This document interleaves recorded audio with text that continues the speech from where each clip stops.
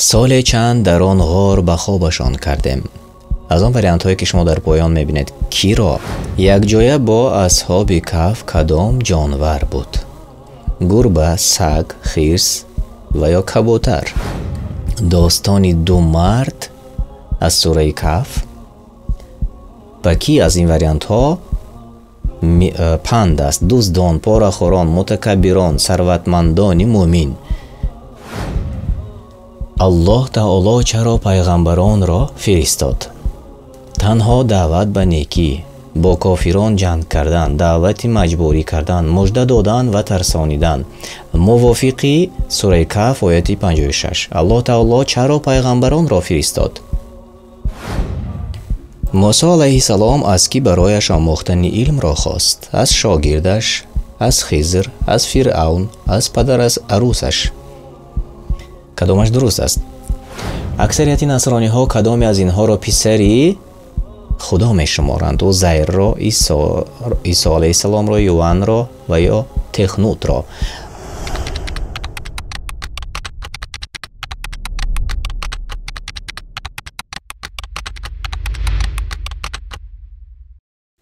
به نام الله بخشاینده مهربان. السلام علیکم و رحمت الله و برکاته. تماشابینان عزیز، مخلصان شبکه دانش و سنجش، هر یک شما را خوش آمدید میگویم و امروز روزی شام شنبه است و ما و شما در افیری مستقیم قرار داریم. ساعت رسا 20 با وقت مسکو است و در اروپا ساعت 19 و ما و شما آماده هستیم که امروز نیز با یک جای با شما دانش و سنجش را آغاز کنیم.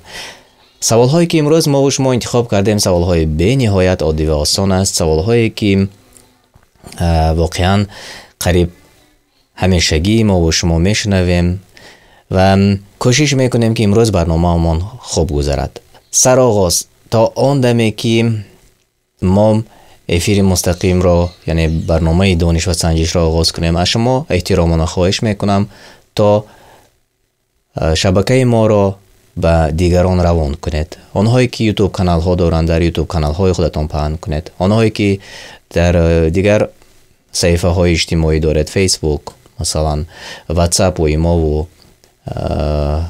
همچنین ادناکلاسنیکی میتوانید به دوستانتان روان سازید تا که آنها نیز توانند در برنامه ما اشتراک داشته باشند. برنامه در شبکه قرآن دستور عملی انسان شاید ثبتش را ما بعد از آن که افیر مستقیم را شما در شبکه دانش و سنجش تماشا میکنید شاید انشاءالله پهن کنیم و آنهایی که میخواهند مستقیم در برنامه ما اشتراک کنند حتما به شبکه علایده دانش و سنجش ابونه شوید. مرحمت داخل شوید و اشتراک کنید. خیلی انشاءالله برنامه شوق‌آور خواهد گذشت. و ما قسمت اول را این لحظه آغاز میکنیم. بسم الله.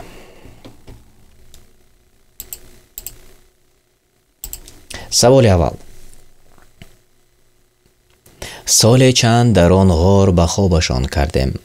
از آن وریانت هایی که شما در پایان میبینید کی را؟ اصحاب فیل، اصحاب یعقوب، اصحاب کرام، اصحاب کهف.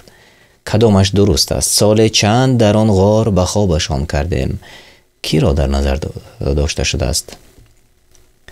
بله، 8 نفر جوابهای درست گفتند. اصحاب کهف و این از سوره کهف آیه 11 تا 13 گرفته شده است و در آیه 11 سوره کهف چنین آمده است: پس چندین سال آنان را در آن غار خوابانیدیم، سپس بیدارشان کردیم تا بدانیم کدام یک از آن دو گروه مدت زمان را که گذرانیدند به خاطر دارند. و در پایانش آمده است: ما خبری اصحاب کهف را براستی برای تو ای پیامبر حکایت میکنیم. آنها جوان مردانی بودند که به پروردگارشان ایمان آورده بودند و ما نیز بر هدایتشان افزودیم.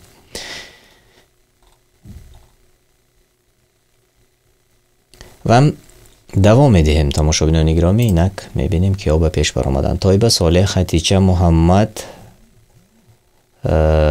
سید قیام الدین و مریه، آنهایی که در جایهای نمایان هستید. تبریک میکنم شما را.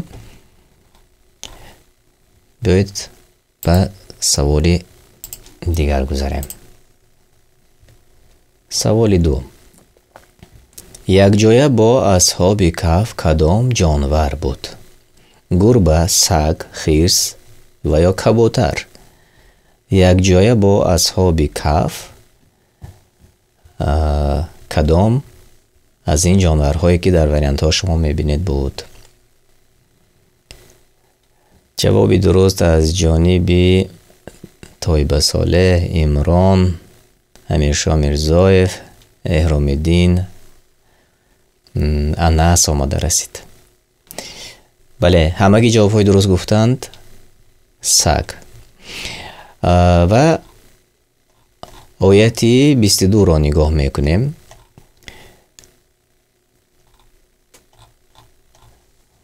خب حاجت به تفصیل هم نیست. به هر حال یک چیز دیگری را نیست اینجا ما و شما دیده میبرایم، یادرس میشه من اخترش، چون لازم به یادرس شدن است. اینک من میخونم تماشابینان عزیز، ترجمه معنا را عیناً میخونم. بعضی از اهل کتاب خواهند گفت 3 تن بودند و 4مشان سگشان بود، و میگویند 5 تن بودند و 6مینشان سگشان بود. به خیال و گمان و غایبانه میگویند 7 تن بودند و 8مینشان سگشان بود. بگو ای رسول، پروردگار من به عدد آنها داناتر است و شمار آنها را جز اندک کسانی نمیدانند. و تو درباره اصحاب کهف با اهل کتاب جز به ظاهر مجادله نکن و کسی را دربارهشان از اهل کتاب نپرس. و این دلیل به آن که یک جای با آنها سگ بود. اینک بیاید ببینیم که ها به پیش بر آمدند. طیبه صالح، خدیجه، محمد، سید قیام الدین و عبدالرحمن، آنهایی که در جایهای نمایان هستید، شما را تبریک میکنم. سوال 3. داستان 2 مرد از سوره کهف به مثل کی ها پند است؟ داستان 2 مرد از سوره کهف به کی از این وریانت ها پند است؟ دزدان، پاره‌خوران، متکبران، ثروتمندان مومن. درباره داستان 2 مرد نقل شده است در سوره کهف. و به کی زیادتر پند است؟ و 5 نفر جواب دادند که به متکبران، یعنی آنهایی که کبر میکنند، مغرور هستند. و جواب شما درست است تماشابینان عزیز. بله، به متکبران داستان 2 مرد از داخل سوره کهف پند است. و ما و شما این لحظه کوتاه همون آیت 32 تا 36 را میبینیم که چی گفته شده است. و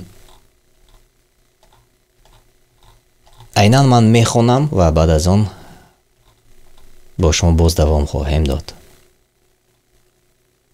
و برایشان داستان 2 مرد را از امتان پیشینه که یکیشان مؤمن و دیگرش کافر بود بیان کن. که به یکی، یعنی به کافر، 2 باغی انگور داده بودیم و بر گرد آنها درختان خرما و میانشان کشتزار کرده بودیم. آن 2 تاگزار میوه خود را به هیچ کم و کاست می دادند و رود بین آن 2 جاری گردانیدیم. حاصل از آن او بود. به دوست مومنش که به او گفتگو میکرد مغرورانه گفت، یعنی کبر کرده گفت، من به مال از تو بیشتر و یاران و طرفدارها پیروزترم. یعنی مال من زیاد است و طرفداران من از تو دیده بیشتر است. مغرور کرده گفت کافر به دوستی مؤمنش. و آن مرد بر خویشتن ستم کرده و به این حالت به باغ خود در آمد و گفت نپندارم که این باغ هرگز از میان برود. یعنی کافر گفت من نپندارم که این باغ هرگز از میان نرود، یعنی همیشگی جاویدان با من باشد. یعنی به روزی از نو زنده شدن روز قیامت باور نکرد و نپندارم که قیامت هم بیاید. انا همان دوست کافرش میگوید و اگر فرض کنیم که قیامت شود هم چنان که تو میگویی ای مسلمان به دوستش میگوید و اگر هم مرا نزد الله برند البته باغ بهتر از این باغ خواهم یافت.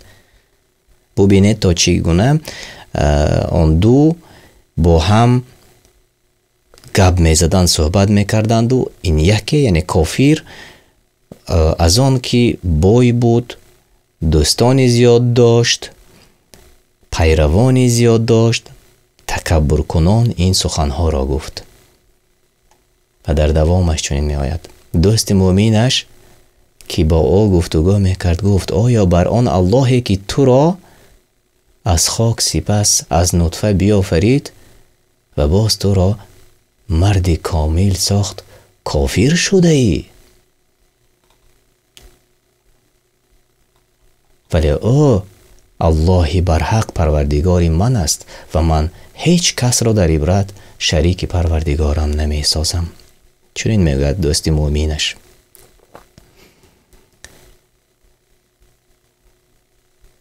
و در دوام آن چرا آنگاه که به باغ خود در آمدی نگفتی حمد و سپاس مر الله را که آنچه خواست الله هست شده نیست هیچ قوت مگر به خواست الله.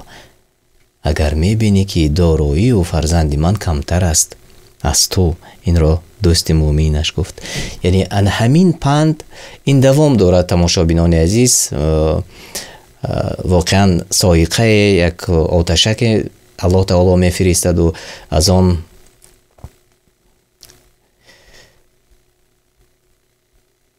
یعنی با فرستادن یک آتشک باغ و هر چیزی که انسان در این دنیا دارد می رود و باز در روز قیامت جوابگری های زیاد هم دارد. یعنی شما دوام ترجمه یعنی همین سوره کهف را می توانید خودتان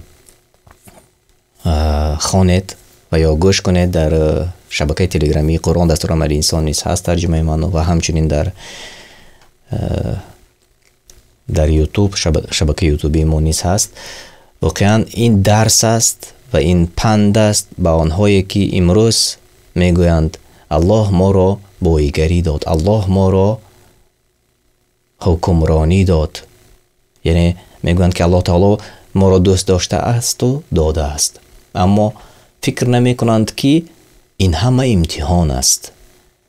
و بارها ما در برنامه های گذشته نیز گفته گذاشتیم که الله تعالی با دادن بایگری، ثروت، فرزند، این گونه یار و دوستان کس را امتحان میکنند و یا بعضی دیگر را با فرستادن یگان بیماری امتحان میکند. و حال آن که بسیاری از ما و شما صبر و طاقت امتحان نیستیم و دعا میکنیم الله تعالی را که از بعض امتحان ها که ما برداشت آن را بر عهده گرفته نمیتوانیم ما را ایمن نگه دارد. ولی آنهایی که امروز متکبرانه میگویند که این ثروت را به ما الله تعالی داد اما با آیات های الله تعالی کافر میشوند، آنها باید پند گیرند، آنها باید درس گیرند و ما و شما باید که همه ارکان اسلام و ارکان ایمان را اجرا کنیم تا که مؤمن باشیم، مؤمنی مسلمان باشیم. و بیایید ببینیم که این لحظه به پیش برآمدند و بعد از آن انشاءالله دوام خواهیم داد. محمد امین آیت الله ابو حمیرا امید طیبه صالح، آنهایی که در جایهای نمایان هستید، من شما را تبریک میکنم. الله تعالی چرا پیغمبران را فرستاد؟ تنها دعوت به نیکی، با کافران جنگ کردن، دعوت مجبوری کردن، مژده دادن و ترسانیدن. موافقی سوره کهف آیت 56. الله تعالی چرا پیغمبران را فرستاد؟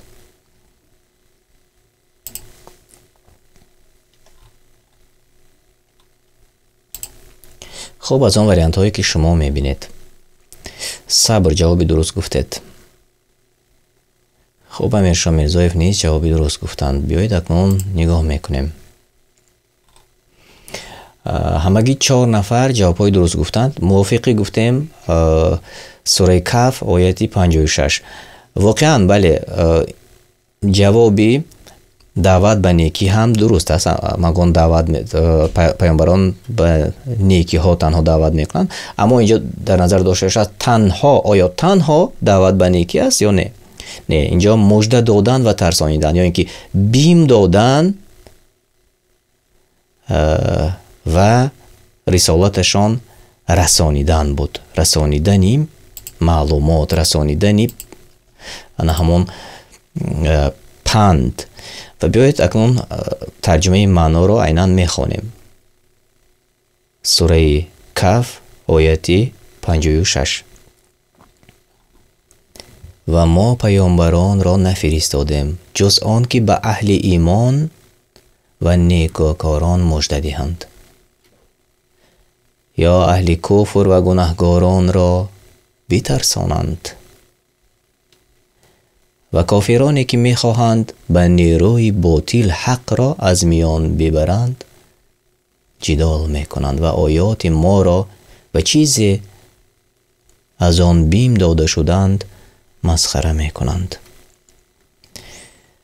و همین گفته هایی که زیاده از 1400 سال پیش در قرآن کریم آمده است تا امروز زینه به زینه ما و شما میبینیم. یعنی یک قوم با رهبری، با حکمرانی یک نفری مثلا کافر می آید و همین حالت ها سالهای سال دوام یافته ایستاده است. و همون مثلا حکمران هایی که به کفر خودشان دعوت میکنند مردم را، یا اینکه از دین پاکی الله دور میکنند، آنها مرده میروند و به جایشان دیگرها پیدا میشوند. اما موافقی بسیاری آیات های قرآن کریم گفته شده است که اکثریت نادانند، اکثریت مثلا جاهلند، اکثریت گمراهند. اما همون کمترین ها مقاومت میورزند و نسل به نسل اسلام را، دین پاک را پایدار آورده تا به ما رسانیدند. و الحمدلله امروز ببینید که کافران زیاد، غیر مسلمانی که در با شنیدن یک آیت قرآن کریم یا با خواندن یک آیت قرآن کریم همین دین پاک را به خودشان قبول میکنند. و هر کسی که ذره ایمان در دلش باشد و در جستجوی الله پاکش باشد البته مییابد.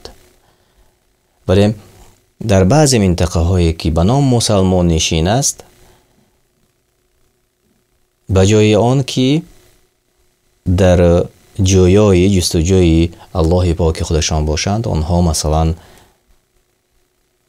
چشمانشان را پرده گرفته است. چون امروز دنیا و آن چیزی که در دنیا است اکثریت مردم را مست کرده است. یعنی انسان با نفس خودش مبارزه میبرد و این را ما و شما همیشگی همه روزه میبینیم. و انا همین مغرورانه مست شده از پس نفس دنیایی رفتن ما را از دین خودمان، از الله پاکمان دور میکند. مثالی این خیلی زیاد است و ما این لحظه به مثال آن نمیگذاریم بلکه دوام میدهیم. و این گفته های ما تنها پند است تماشابینان عزیز و هیچ کس را چنانه که الله تعالی رسولان را روان کرده است برای بغیر است چنانه که نوک ما و شما باید را شنیدیم ما پیامبران را نفرستادیم بجز آن که مردم را مردمی که ایمان آوردند مژده دهد، یعنی مژده بیم دهد یا اینکه بشارتگر باشد و بیم دهد از ترساند کافران را. یعنی چند در یک هم درباره جنت در آیات های زیاد است و هم درباره جهنم آیات های زیاد است. درباره جنت وقتی که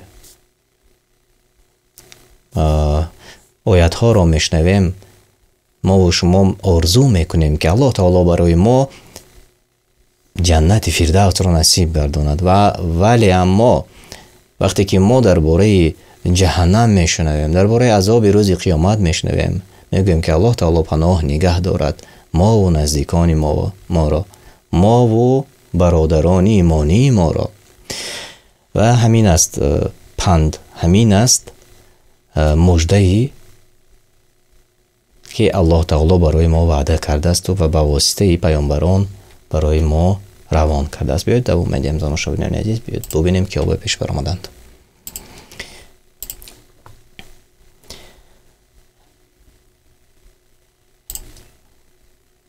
سوال 5. موسی علیه السلام از کی برایش آموختن علم را خواست؟ از شاگردش، از خضر، از فرعون، از پدر از عروسش؟ کدامش درست است؟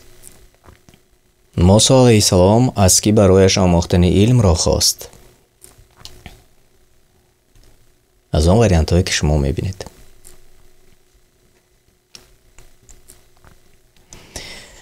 صبر فروخ سند گفت، ارامیدین عبدالرحمانوف درست گفتید، امران درست گفتید، ماشاءالله امین درست گفتید و 9 نفر در داخل برنامه ما جوابهای درست گفتند. بله، از خضر آموختن علم را خواست. و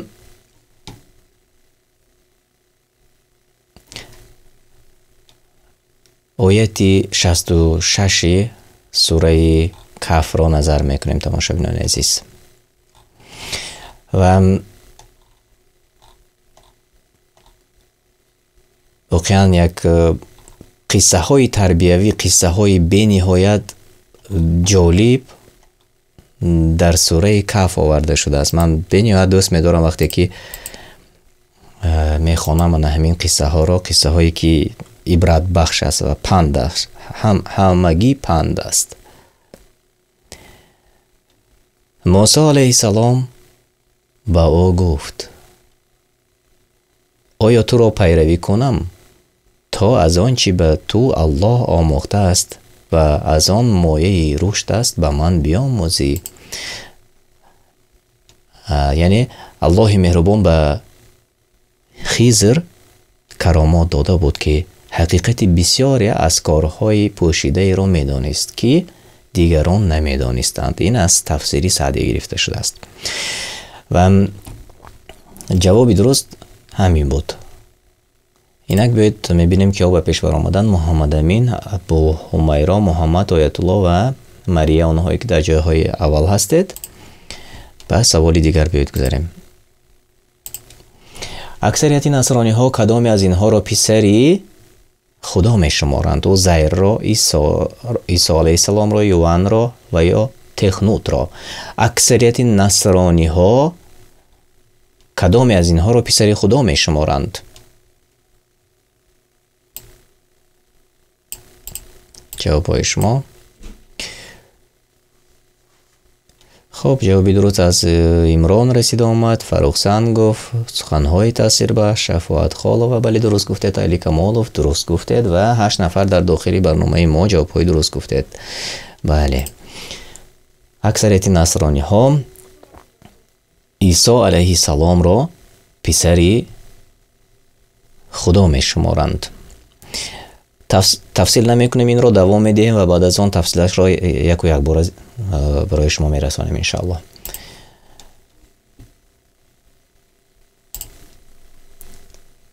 یهودان کی را پسری خدا می شمارند؟ زکریا، یونس، عزیر و یا یهود را. یهودان کی را پسری خدا می شمارند؟ جواب پای شما.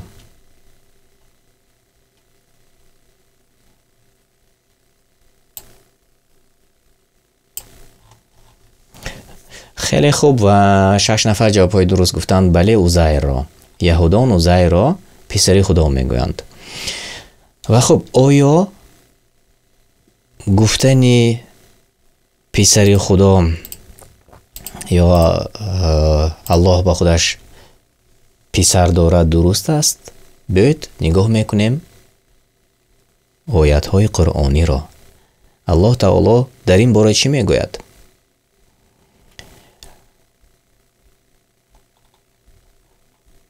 سوره کهف آیت 4.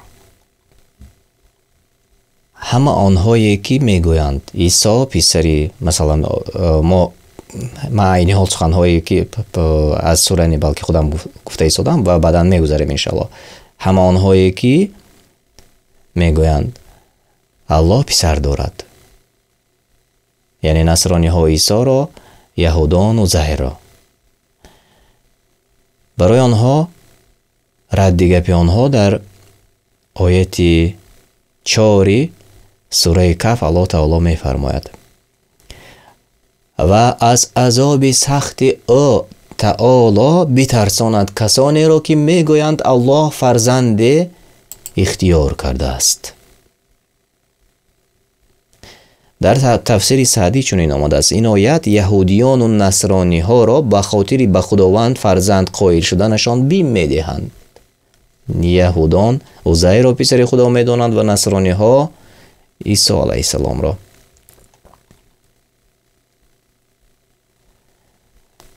در دوام آیت آمده است از آن کی بر آنها از آن نه بر آنها نه بر پدران آنها هیچ آگاهی نیست. گناهی بزرگ است این سخن که می براید از دهانشان. یعنی الله صاحب فرزند است. دوام آیت چنین است دروغی محض است آنچه میگویند. یعنی الله تعالی میگوید آنچه میگویند دروغ است و این شرک به الله تعالی است. خب این قسمت اولی برنامه ما بود. بیایید اکنون میبینیم کیا به پیش برآمدند و جاهای بهترین را سزاوار گردیدند. در قسمت اولی برنامه ما محمد مبارک باشد، جای سیوم نصیب شما گردید و ابو حمیرا جای دویم مبارک باشد، بهترین رقابت و همچنین جای اول نصیب محمد امین گردید، مبارک باشد. آیت الله و یک نفر دیگر تماشابین ما جاهای نمایان را گرفتند، مبارک باشد. من شما را صمیمانه تبریک میکنم آنهایی که جاهای نمایان را گرفتند. یک بار دیگر تماشا میکنیم و بعدا قسمتی دیگر را آغاز میکنیم انشالله. جای 4 سعید قیام‌الدین بودن به فکرم اگر من خطا نکنم. خب مبارک باشد. یک بار دیگر من شما را صمیمانه تبریک میکنم تماشابینان عزیز و واقعا یک رقابت خوب بود. خب آنهایی که این لحظه ما را تماشا میکنید زیر نوار لایک مانید تا که دیگران نیز تماشا کنند. واقعا وقتی خودمون را خوش میگذارانیم یک جای با شما و نوار را به دیگران نیز توصیه کنید، دیگران نیز تماشا کنند.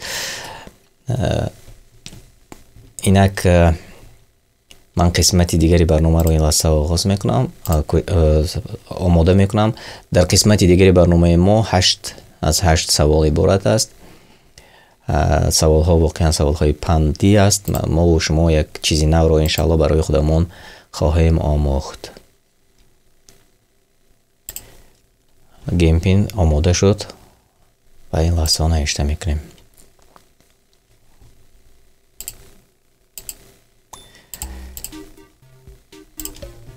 مرحمت نوشته کنید این گیم پین قسمتی 2 برنامه ما. و خوبی برنامه ما این است که ما و شما میتوانیم مستقیم در برنامه اشتراک کنیم. این یک техникаи муосирро бубинед, ки мо ва шумо аз ҳамдигар ҳазорҳо ҳазор километр дар дурӣ ҳастем, аммо моро як барнома муттаҳид кард ва мо ва шумо худамон метавонем бо зер кардани як тугмача, яъне ранги дуруст, дар барнома ғолибият ба даст биёрем. воқеан боз баробари бозӣ кардан ва вақти худро хуш гузаронидан маълумоти нав ба худамон пайдо мекунем, ё ин ки онҳое ки аллакай борҳо ин маълумоте ки мо ин лаҳзаҳо гуфта мегузарем хондаанд, як бори дигар барояшон ёдрасӣ мешавад ва барои худи мо низ ёдрасӣ мешавад ва ин воқеан як амали хуб аст ва як пандгирӣ аст барои мо бо шумо иншалло. вақти хуш гузаронидани вақт низ ҳаст.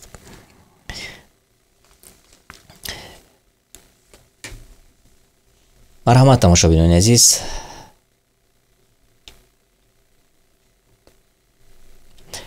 дохил шавед. хуб, ман ин лаҳза нишон медиҳам тарзи дохил шуданро як бори дигар, чун инҷо аксарият аз тамошобинон пурсиданд ки чӣ гуна дохил шавем. геймпинро дар чат навишта мекунам ва баъдан барои шумо, барои онҳое ки дохил шудан натавонистанд ва бори аввал тамошо мекунед, барои шумо нишон медиҳам иншалло. хуб, ман рӯи экранро калонтар кунам. нигоҳ кунед, дар Google менависед Kahoot менависед. дар сатри аввал Kahoot.it мебарояд, нигоҳ кунед, чуноне ки дар рӯи экрани ман ҳаст. хуб, ҷое ки геймпин навишта шудааст, он геймпине ки ман дар чат навишта кардам, онро навишта кунед. 866 79 68. никнейм мебарояд. ҷое ки никнейм навишта шудааст, ба худатон тахаллус интихоб мекунед ё номатонро менависед.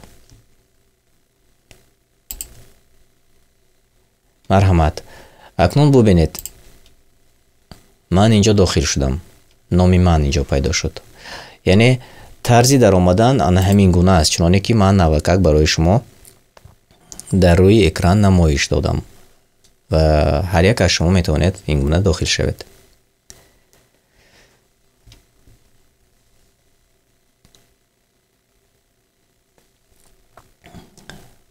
хеле хуб. афсус ки тамошобин кам. мутаассифона онҳое ки дар барнома иштирок мекунанд хеле кам ҳастанд ва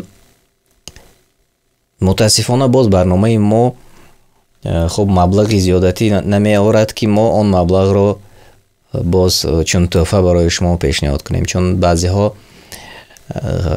бар ивази мукофот иштирок мекунанд ва ин воқеан ҳамин хел аст. яъне чуноне ки мо пештар гуфтагӯ доштем, нафси дунёӣ ҳамеша кори худашро мекунад, чун агар аҳамият дода бошед, бисёре шабакаҳои ютубӣ ҳаст ки бозиҳое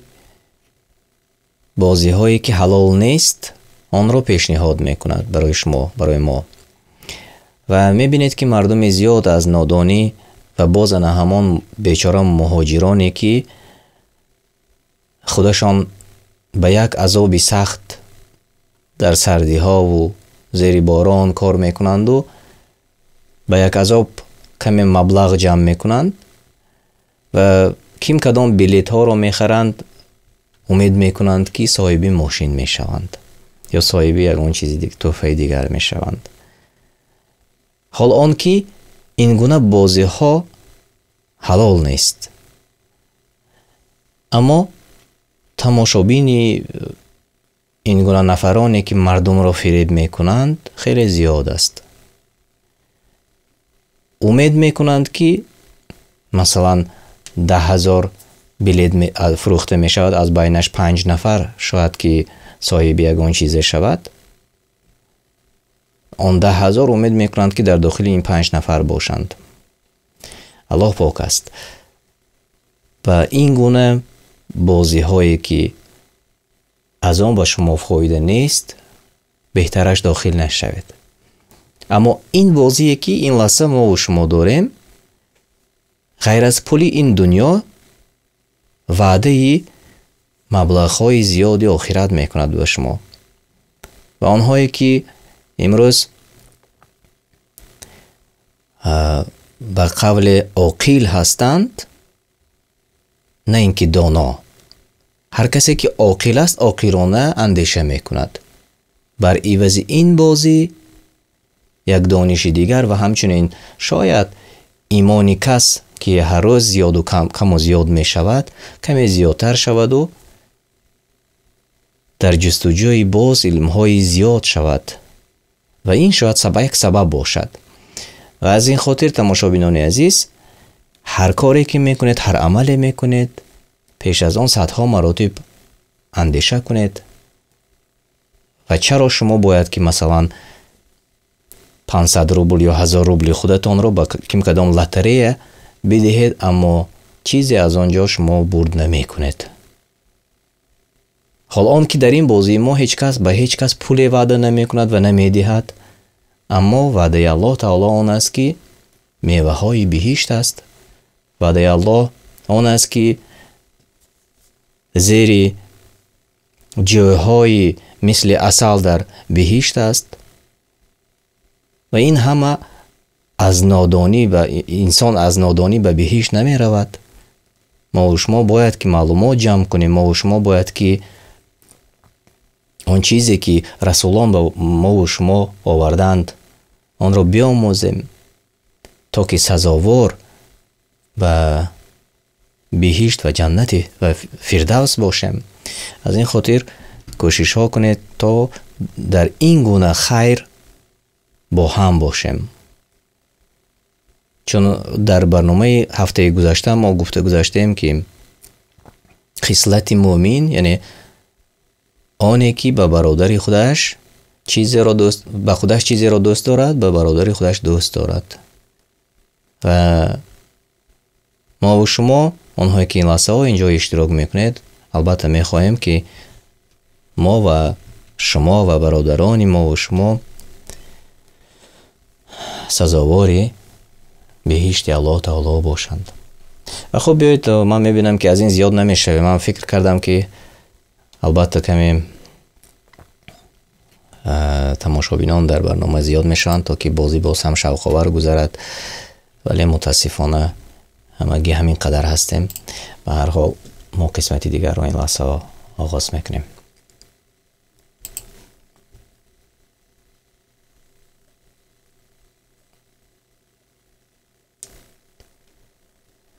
موسی علیه السلام چند حکمت را توانست از خضر آموزد. چند درس را توانست از خضر آموزد.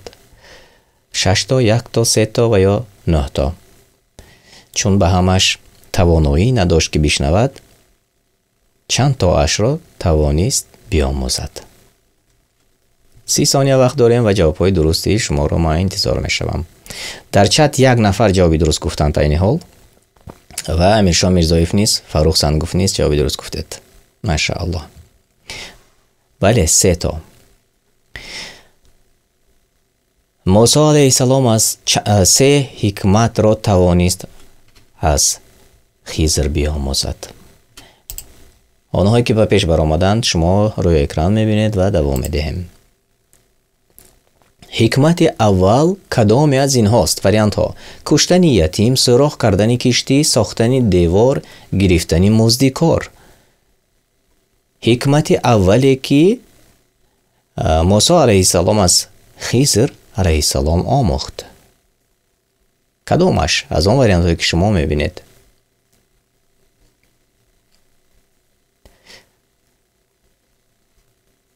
خیلی خوب، اینجا طایبه صالح جواب درست گفتند.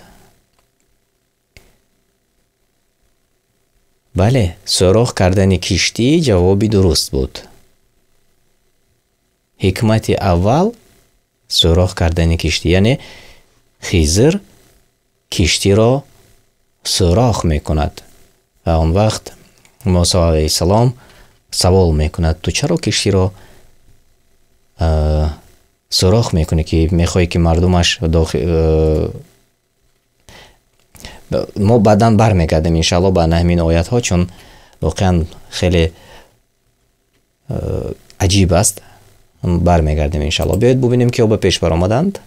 روی اکران شما میبینید آنهایی که در جایهای اول هستند. مبارک باشد.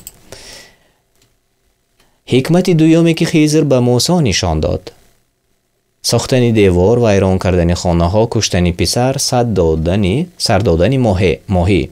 کدامش درست است؟ حکمت دومی که خضر علیه السلام بر موسی علیه السلام نشان داد کدامیه از همین وریانت ها؟ خب اینجا من جواب های درست را زیر چت میبینم. عمران جوابی درست گفتید. علی عمر جوابی درست گفتید. خب فاروق سند گفت نیست درست جواب گفتید. بله، کشتنی پسرچه، یعنی خضر یک پسرچه را به قتل میرساند و این حکمت را نیست موسی علیه السلام می آموزد، اما با سوال میکند و واقعا یک قصه عجیب است. ما برمیگردیم انشاءالله. خب آنهایی که در جاهای اول هستند: مریم عبدالرحمن، سید قیام الدین، ابو عمر، محمد امین. آنهایی که در جاهای نمایان هستید تبریک میکنم شما را. سوال 4: درس سیومینی که خضر به موسی نشان داد. حکمت سیومینی که خضر به موسی علیه السلام نشان داد: ساختن دیوار، ویران کردن خانه، آزاد کردن غلام، کشتار یتیم. کدامش درست است؟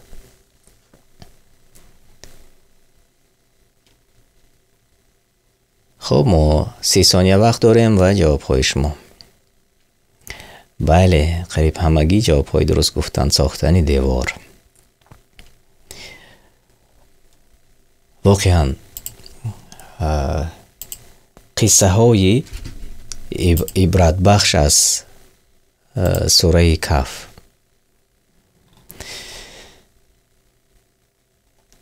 اما ما از خودی آغازش گفته نمیگذاریم. تماشابینان گرامی قدر، من تنها قسمتی آخرش را میگویم، چون هرگاهی که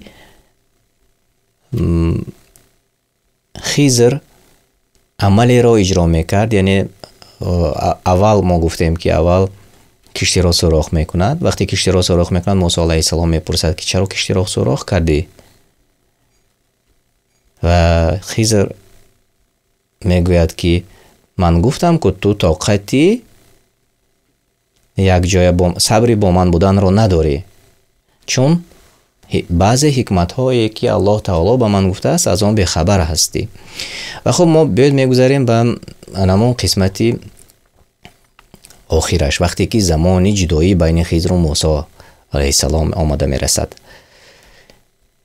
گفت: اکنون زمانی جدایی بین من و توست و تو را از سیر آن کارها که تحملشان را نداشتی آگاه میکنم. این سخنها به موسی علیه السلام گفته می شود. اما آن کشتی از آنی بینوایانی بود که در بحر کار میکردند. خواستم خراب کنم، یعنی نقصان کنم، خراب کنمش، زیرا در پیش رویشان پادشاهی بود، در طرف دیگر پادشاهی بود که کشتی های درست را، کشتی های بتون را، کشتی های سالم را به زوری می گرفت. از این خاطر کشتی را نقص کرد. و اما آن پسر را پدر و مادرش مؤمن بودند. پس ترسیدم که آن دو را به عصیان و کفر در اندازد. آن پسرچه‌ای که به قتل رسانید. حکمتش این بود است. و سیومینش، دوامش: پس خواستیم در عوض او پروردگارش به جای او فرزندی پاکتر و مهربانتر برایشان عطا فرماید. اما دیوار می سازد. گفتیم این حکمت سیوم. خضر علیه السلام در جای می آید که می بیند که دیوار ویران شده ایستاده است و می گوید آن دیوار را میسازد. موسی علیه السلام سوال میکند که چرا تو بر عوض ساختن یعنی همین دیوار مزد طلب نکردی؟ چون آنها اون وقتی دیوار را میساختند و آنجا در همان رخت سفر بودند کمی گرسنگی را نیز احساس میکردند و از این خاطر موسی علیه السلام پرسید که چرا بر عوض ساختن این دیوار مزد طلب نکردی؟ و خضر علیه السلام گفته بود که من گفته بودم که تو صبری با من بودن رو نداری. خب بیایید دوامش رو میخوانیم عیناً معنیش را چگونه آمده است. و اما آن دیوار برای دو پسر بچه یتیم در آن شهر بود و زیر آن گنج بود که به آن دو تعلق داشت، یعنی به آن دو یتیم تعلق داشت و پدرشان نیز مرد درستکار بود. پس پروردگارت خواست که آنان به حد بلوغ برسند و گنج خویش را از زیر آن دیوار بیرون آورند. این رحمت از جانب پروردگار تو بود و من این کارها را خودسرانه نکردم میگوید. این بود توضیح و دلیل کارهایی که نتوانستی در برابرش شکیبایی کنی، یعنی صبر کنی در برابر همین کارها. و خوب همین سه حکمتی که موسی علیه السلام آموخت از مردی سالم. و اکنون بیاید میبینیم که ها به پیش بر آمدند و در جاهای نمایان هستند. ماریا، سید قیام الدین، عبدالرحمن، ابو عمر، محمد امین، آنهایی که در جاهای بهترین هستید. تبریک میکنم شما را. عبدالرحمن پیهم و 4 سوالهای ما جوابهای درست گفتید. سوال 5. گروه فسادکاری که در سوره کهف یادداشت شده است. از آن وریانت هایی که شما میبینید. خلیج و بریج، هامان و هارون، یاجوج و ماجوج نمیدانم کدامش درست است. گروه فسادکاری که در سوره کهف یادداشت شده است. جواب های شما از آن وریانت هایی که میبینید. در ده فسادکاری میکنند. گروه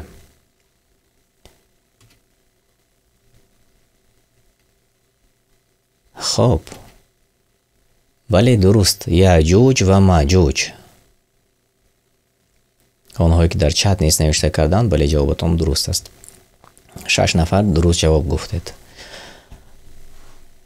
خب دوام میدهیم و چون تفصیل در پیش گفتیم.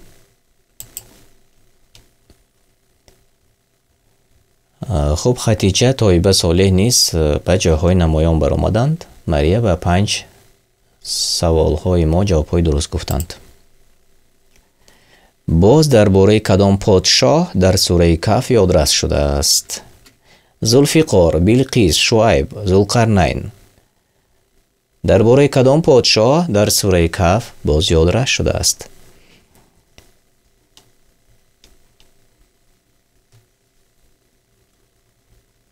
مبارزه میبرد با خب یاجوج و ماجوج. کدامش؟ علی عمر درست گفته. امیر شاه میرزایف بله درست است. خیلی خوب، علی کمالوف درست گفتید. بله 6 نفر جوابهای درست گفتند درباره ذوالقرنین. سوره کهف آیه 83.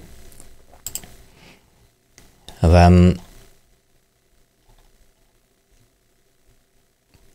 اینجا در تفصیلش چنین آمده است: ای پیامبر، از تو درباره ذوالقرنین یعنی پادشاهی عادل میپرسند. بگو برای شما از سرگذشت ها خبری خواهم داد. و باز در همین سوره کهف در آیات های دیگرش آمده است. ببینید تماشابینان عزیز، بسیار پند و حکمت ها را ما و شما میشنویم و در آیات های قرآنی نیز گفته شده است. حال آن که به پیامبر صلی الله علیه و سلم خطاب شده میگوید حال آن که تو آن وقت نبودی اما ما خبر آن وقت را خبرهای گذشته را برای تو عیان کردیم و این از معجزه های قرآنی تماشابینان گرامی. ببینید که پیامبر صلی الله علیه و سلم از مردم عامی بودند، نوشته و خواندن نمی توانستند و این گونه سخنهایی که و فصیح ترین کتاب قرآن کریم است و چگونه زیبا نوشته شده است و هیچ کس قادر نیست ذره یک آیت مثل آیت قرآن کریم در تمام زمانهای گذشته و با زمانهای می آمده هیچ کس قادر نشد که مثل قرآن یک آیت قرآن کریم نوشته باشد و این معجزه الله تعالی است. و خب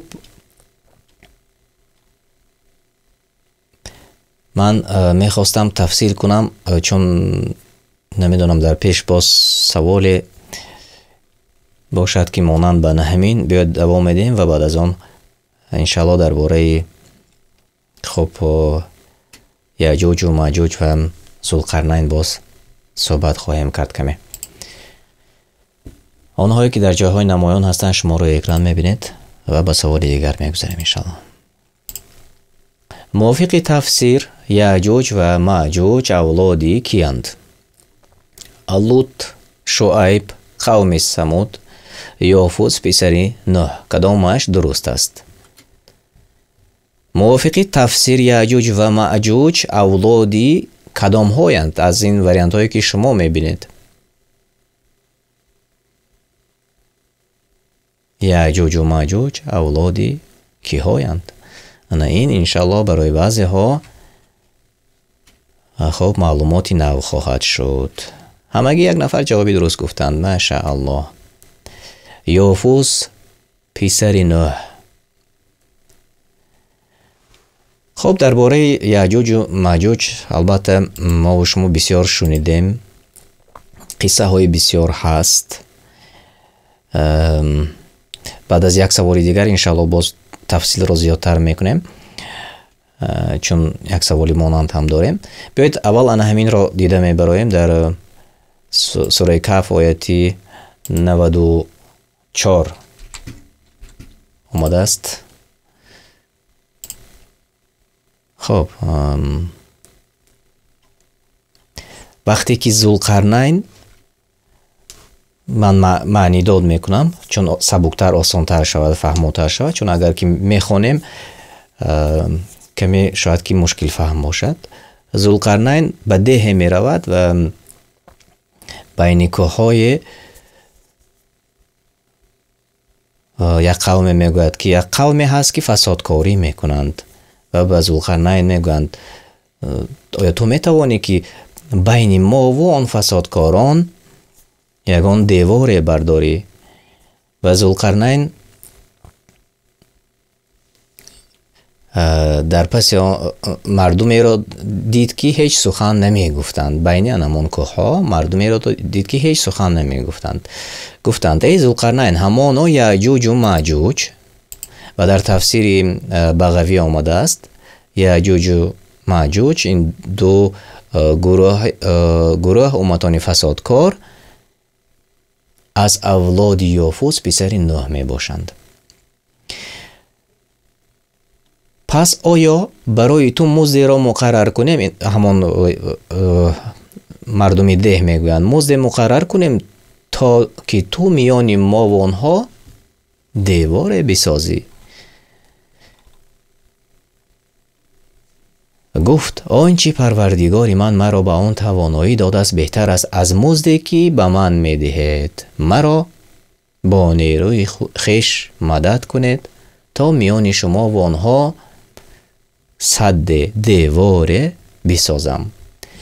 و واقعا از آهن و میس کوتاه‌تر اگر معنی داد کنیم دیوار بین آن ده و بین یاجوج و ماجوج ذوالقرنین می بردارد. و این قصه در سوره کهف است و شما خودتان می توانید انشاءالله این قصه را خوانده برایید. و بیایید می بینیم که آب پیش بر آمدند و به سوال آخر می گذاریم انشاءالله.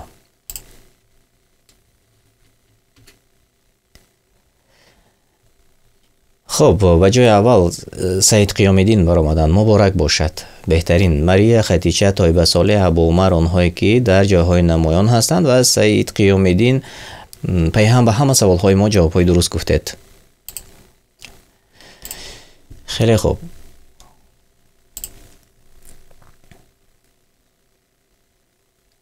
آیا یأجوج و مأجوج از دیوار ساخته ذوالقرنین بیرون میبرایند؟ هرگز نمیبرایند. با وقت معین میبرایند. به ما معلوم نیست و یا من نمیدانم کدامش درست است. آیا یأجوج و مأجوج از دیوار ساخته ذوالقرنین بیرون میبرایند؟ ذوالقرنین دیواری خیلی مستحکم ساخته بود و گفتیم از استفاده آهن و میسی گداخته. آیا میبرایند از آنجا؟ خیلی خوب، من جوابهای درست میبینم. ماشاءالله. 30 ثانیه وقت داشتیم و همگی جوابهای درست گفتند. بله، من چت را نیز میبینم که همگی در چت جوابهای درست آماده رسید به ما. با وقتی معین میبرایند و این وعده الله تعالی است. اینک بیایید معنی داد میکنیم، معنیش را میبینیم. همان وقتی که دیوار ساخته شد، البته دیوار خیلی خوب ساخته شده است، مستحکم ساخته شده است و یأجوج و مأجوج داخل آن ماندند. و اما در آیت 98 سوره کهف چنین آمده است: ذوالقرنین گفت این دیواری که من ساختم رحمت بود از جانب پروردگار من و چون وعده پروردگار من در رسید آن را زیر و زبر کند و وعده پروردگار من راست است. یعنی چون یأجوج و مأجوج برآیند.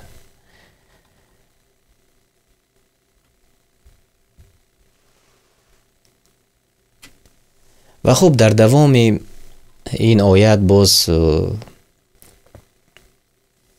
درباره جهنم، نشان داده شدن جهنم برای کافران است و واقعا قصه های پندآمیز خیلی خوب در سوره کهف است و آنهایی که نخواندند و یا آنهایی که سوره را همیشگی میخوانند اما معنیش را نمیدانند، برای شما توصیه میکردم، چون بسیار ها میپرسند که کدام کتاب را خواندنش بهتر است، توصیه میکردم که ترجمه معنا را گیرید و بسیاری از پندها و قصه ها و داستان هایی که در قرآن کریم آمده است آن را با زبانی که خودتان میدانید و برای شما آسان است با آن زبان بخوانید. واقعا راحت میکنید، واقعا پند میگیرید، واقعا ایمانی آنهایی که میخوانند زریعت میگیرد و این برای ما و شما بهتر است. و بیایید اکنون ببینیم که او به پیش برآمدن جاهای نمایان را سزاوار شدند. جای سیوم نصیب خدیجه گردید، مبارک شود. جای دوم ماریا و جای اول نصیب سید قیام‌الدین مبارک باشد. همچنین طیبه صالح و ابو عمر در جاهای نمایان بودید. شما را صمیمانه تبریک میکنم. خیلی خوب، تشکر زیاد میگویم و برای آنهایی که این لحظه در برنامه ما اشتراک کردید و شما خواهش میکردم. من میبینم که زیادتر نفران تماشا میکنند اما زیر نوار لایک نموندید. لایک مانید، فراموش کرده باشید، چون با لایک ماندن شما یک چند نفر دیگر تماشا خواهند کرد ما را و واقعا مقصد ما و شما همین است که به هم دیگر نوار را روان کنیم تا که دیگران نیز در آینده در برنامه ما اشتراک کنند. یعنی ما زیادتر باشیم، برنامه شوق میگذرد و انشالله در آینده من باوری کامل دارم که حتما صفی تماشابینان ما زیاد خواهند شد و من یک بار دیگر تبریک میکنم اونهایی که امروز در برنامه ما اشتراک کردند و غالبیت به دست آوردند. مبارک باشد. خیلی خوب، مبارک باشد یک بار دیگر. تماشابینان عزیز، اینجا وقتی پایان برنامه امروزه دانش و سنجش رسید و من با شما خیر و خوش میکنم. الله تعالی شما را حفظ کند و در امان خود نگه دارد تا با خوری های دیگر خانه آباد و سربلند باشد و سلام علیکم و رحمت الله و برکاته.